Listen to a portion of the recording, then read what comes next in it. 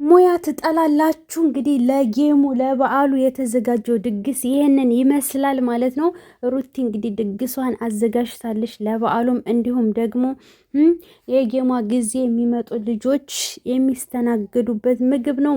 ሙያዋን እንግዲህ ተመልከቱ። ሙያሽ ይዘርዘርልሽ። እናም ሩቲ ያዘጋጀችው የምግብ አይነት ይህንን ይመስል ነበረ ጋይሶችዬ።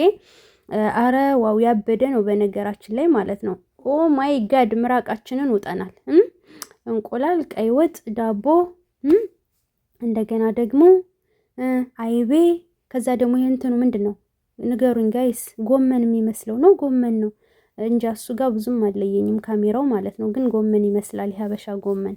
አላቅም ሌላም እንደሆነ እንጃና የሚጠጣ ምናምን በነገራችን ላይ ማለት ነው። ሩትዬ ጠጥተው ኋላ ጌምሽን እንዳያበላሹብሽ እዛ እየተንጫጩ ማለት ነው። እሺ ሰምታችኋል። ከአንድ ብርጭቆ በላይማ እሷም አትሰጣቸውም። እና የሩቲ ሙያ ይህንን ይመስል ነበረ ጋይሶችዬ። እዩ ተመልከቱት ብዬ ነው። ማሻአላህ በሉ።